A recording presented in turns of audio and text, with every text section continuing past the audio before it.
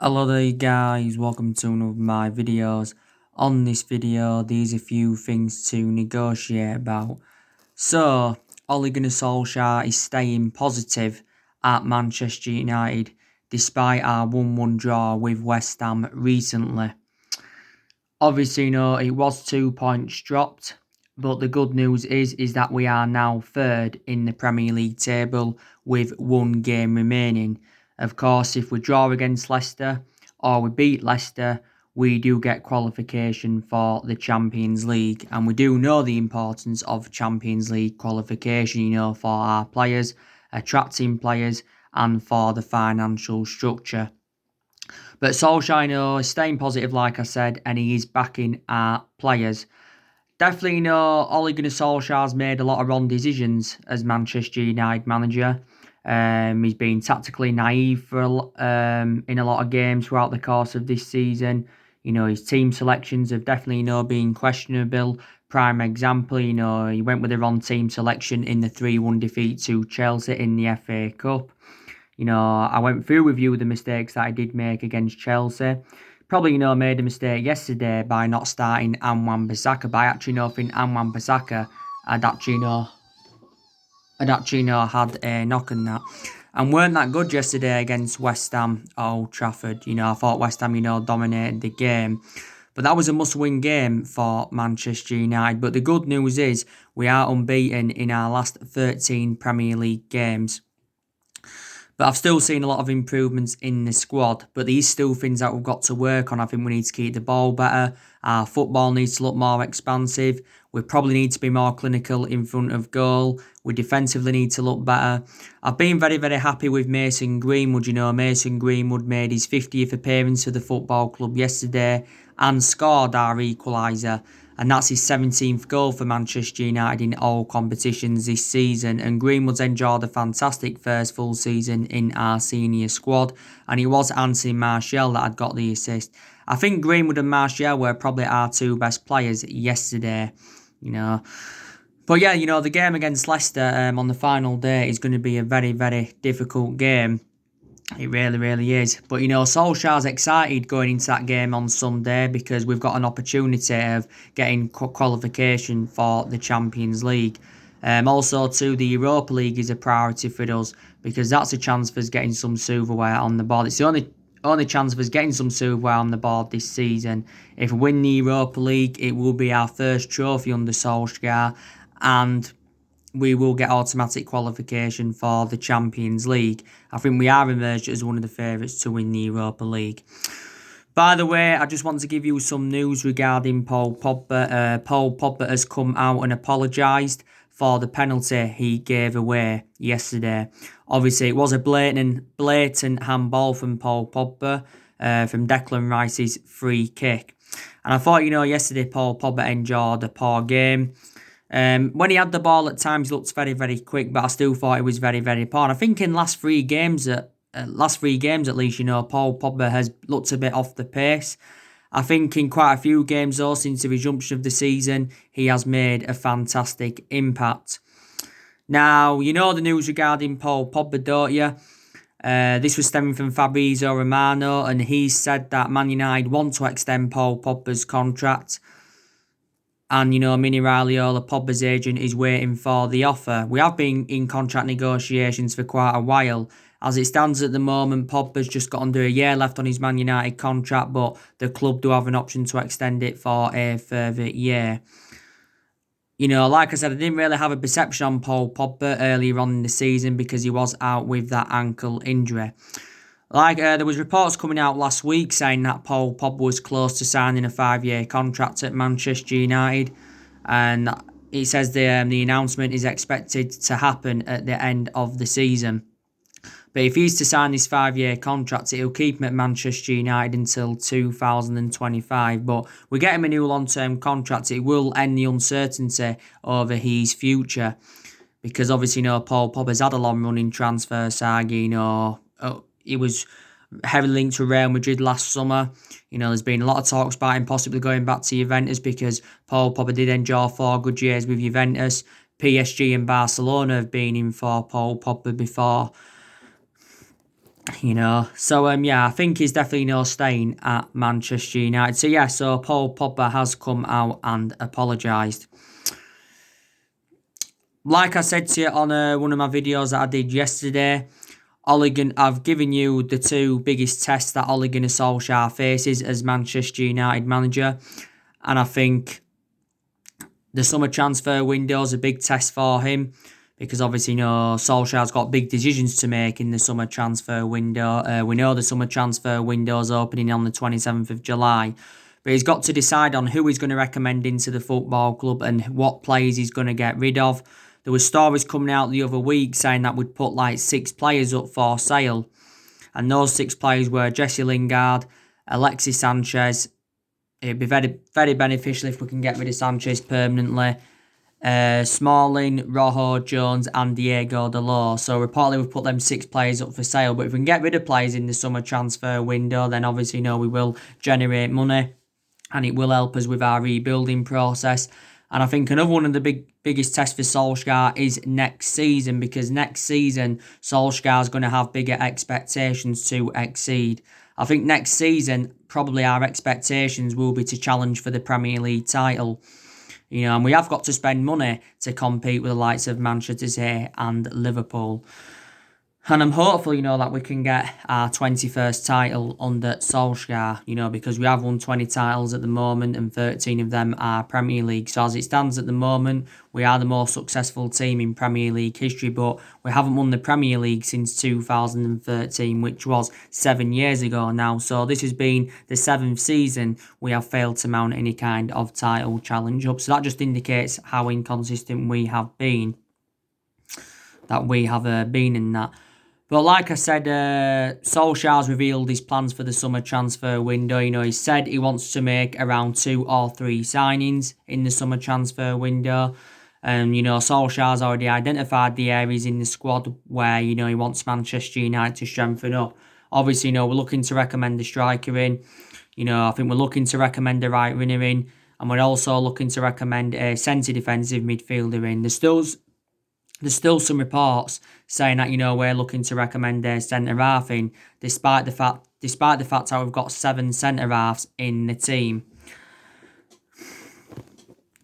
Because, these still areas, where Manchester United are definitely lacking. But there is a lot of uncertainty regarding the summer transfer window because of the financial impact of the coronavirus pandemic. So I'm unsure what our transfer budget is. I think our pre-season plans and our transfer strategy are all up in the air. But the summer transfer window will be Ole Gunnar Solskjaer's 4th transfer window as Manchester United manager.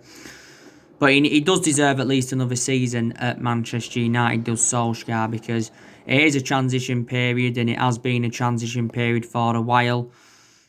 And like I said earlier on in the season, Solskjaer was close to getting sacked as Manchester United manager. Because obviously, earlier on in the season, we'd enjoyed our worst start to a Premier League season for 30 years. And don't forget, at that point, there was talks of Mauricio Pochettino coming in, and there was also talks of Massimiliano Allegri coming in. But I've already given you the main explanations why we've stuck with Solskjaer and why we didn't sack him, because the signing of Bruno Fernandes, Bruno Fernandes has definitely made a difference in the team. He's looked a bit off the pace, though, recently, to be fair. Our record against the top 6 sides this season has been very, very good because we've taken 18 points against the top 6 sides this season. I think also too, Solskjaer's more or less given everybody their chances, including the young players. He's promoted the youth very, very well this season. I think definitely our recruitment's improved under Solskjaer because, like I said, he's recommended 5 good players into the football club so far and spent just over £200 million. But yeah, and that, 19-game unbeaten run also played a part in Solskjaer remaining at the football club because we haven't lost in the Premier League since the 2-0 defeat to Burnley in January. But yeah, like I said, for several years, we've been criticised, reflecting on how poor our recruitment policy's been. We've also been criticised for overpaying for players because I will make an admission, we have overpaid for players in recent years.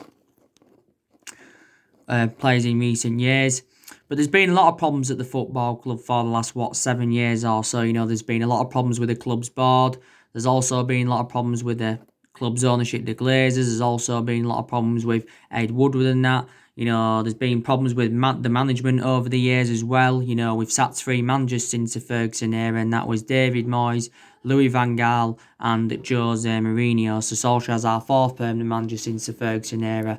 And in the last 7 years, we spent 900 odd million pounds on players, and we've recruited over 30 odd players in since the Alex Ferguson era. A lot of the players, we've brought in over the years haven't been the right calibre players for Manchester United. But on the other hand, we've brought some good players in that did well. We let them go. So that's a mistake we made. But we've made a lot of mistakes in the last 7 years, and that's one of the main explanations why we have been so inconsistent and that. And I said, we need to get silverware on the board. Silverware is very imperative for Manchester United because we haven't won a trophy now for over 3 years, and that's the first time since the 1990s. Of course, we won 38 major honours under Alex Ferguson. I think we've won 45 trophies in our history. We won the FA Cup under Van Gaal and the Europa League and the League Cup in Jose Mourinho's first season. So we have lacked silverware in the last 7 years. But let's put into the equation, the vast majority of this team is not Solskjaer's. Solskjaer's inheriting players either from the Jose Mourinho era. There's still a few players either from the Van Gaal era. Mattery from the David Moyes era. And a few players either from the Ferguson era. But actually, the vast majority of this team is Ole Gunnar Solskjaer's. So let's just put that into the equation. And reflecting how long Solskjaer's been at Man United now, he has gained managerial experience. Obviously, he's been at the football club now over a year and a half, and Manchester United is the 3rd club in his managerial career. So that's another good thing. That is another good thing. I think Solskjaer has been permanent Manchester United manager now. Is it for a good 15 or 16 months? We'll give Solskjaer the job permanently, reflecting on what he did in that 3-month period when he was the interim manager and that. Like I said, we are facing a dilemma regarding the contracts because we have got around 8 players' contracts that are due to expire next year, and Solskjaer's got to make a decision on these 8 players. But to be fair, we have extended a lot of players' contracts since Solskjaer got recommended in to the football club. But I really, really have seen improvements, but these still things that Manchester United need to work on. I'm still unsure if Solskjaer has a foreseeable future for the club. I think minimum he will see out his contract because I think Solskjaer's just got under 2 years left now on his Manchester United contract. Because when he got the job permanently in March last year, he signed a 3-year deal at the football club. We have got a few injuries, but we haven't got many injuries. Obviously, we've got Luke Shaw out with an ankle injury. He's missed our last 3 games with this ankle injury as Luke Shaw, but I'm hopeful that he's available for selection for the game against Leicester on the final day. Obviously, because of Luke Shaw's being injured, Brandon Williams has played the last few games for us. I think he was quite good against West Ham, to be fair. Also, too, we've got Tuan Zebe and Phil Jones out. I heard that they're going to be out until August. We've also got Eric Bailly out. But we know that Eric Bailly's head injury is not too severe because he recently got discharged from hospital, and Solskjaer confirmed that Eric Bailly had the checks. But my only element of concern about Eric Bailly is that he is injury prone. But that's the only injuries we've got now. But Solskjaer's made a lot of rotation throughout the course of this season. Obviously, reflects on the amount of injuries that Man United have had. I think Solskjaer does know. He now knows, what his best 11 is. Don't forget, we went 5 games in a row in the Premier League going with the same side. And that's the first time we've done that since 1993. Obviously, Solskjaer's got a goalkeeping decision to make. He really, really has. And a lot of United fans, have been recently criticising David De Gea. This has been now David De Gea's 9th season at Manchester United. And like I've said before, I think David De Gea's had 7 good years out of the 9 years he's been with us because in the last couple of years, David De Gea has been a liability.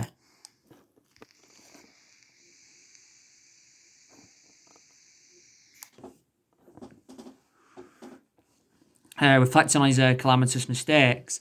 And don't forget, he made 2 bad mistakes against Chelsea. He weren't so bad against West Ham yesterday. Obviously, didn't keep the penalty out for Mikel Antonio, but he did make 2 fantastic saves in that game. And David De Gea, I think, will start in our game against Leicester. Maybe next season, though, Dean Henderson could become our number one goalkeeper. I think maybe for the Europa League games, Sergio Romero could start them. But David De Gea has now made 403 appearances for Manchester United in all competitions. And he's already overtaken Peter Schmeichel on appearances. Like I said, he's approached his 10th year at the football club, David De Gea. Solsjaker was talking about David De Gea the other week, saying that he has been the best goalkeeper in the world for the last 9 or 10 years because, let's be honest, he's won everything domestically at Man United. He's won individual awards, reflect on his good run of performances over the years. But this is what United said. But Solskjaer did admit prior to the West Ham game that he was considering dropping David De Gea. And he did say that his position is under threat at the football club. And he's warned David De Gea that he does need to raise his game. A lot of United fans are saying that we need to get rid of him in the summer transfer window. If we did, or we got rid of him next year, we'd still get more than the 18-odd million pounds that were paid for him from Atletico Madrid. When David De Gea leaves Manchester United anyway, I think he will go back to Spain. That's what I think is definitely going to happen. So he's got a decision. He's got a decision to make on that. But like I said before, we have got a good squad. It's a top 4 squad, but as it stands at the moment, it's not good enough to win the league, or it's not good enough to challenge for the league. And this is why Manchester United have got to make signings in the summer transfer window and that. But Solskjaer knows he's got the backing of Ed Woodward, and he's also got the backing of the Glazers. This is what he does know and that. But we are now sitting third in the Premier League. Sitting third in the Premier League. But as long as we get qualification for the Champions League, that will be very, very good. There's players at the football club that have been finding game time difficult, to Heath Chong, he's found game time hard. Ethan Laird, he's found game time hard. Not Ethan Laird, sorry. James Garner, because Ethan Laird just recently got promoted into the senior squad. But yeah, James Garner's found game time hard. Diego Dalot's found game time very, very difficult and that. So is Lingard, so is Andres Pereira. And I think, these are the players that we need to get rid of. Greenwood's been getting a lot of starts recently. He's actually not our preference over Daniel James. I think there's a possibility, chance that we could loan Daniel James out for next season. This is, what I do believe. But, we have got a pretty good squad. But we've got to do good business in the summer transfer window because you've had Chelsea at the moment. They've done very, very good business. They've got... Werner in the other week, quite a few weeks ago for 48 million. They got Hakim Ziyech in February for around 38 million pounds. So that's 80 million pounds there. Is it on 2 players? I think they've got Havertz, or they're close to getting Havertz for 80 million pounds. Chelsea are trying to get Dean Henderson off us. So Chelsea could be up there with a shout for next season and that. They could be up there with a shout and that. I think it did confirm before the resumption of the season that we'd taken a £140 million loan to help us get the right calibre players to the football club. Help us get the right calibre players to the football club in the summer transfer window. Yeah, so that's really everything to update you today, guys. Drop your comments, likes below on the channel. If you do, consider subscribe as always, and take care. God bless. See you all again very, very soon.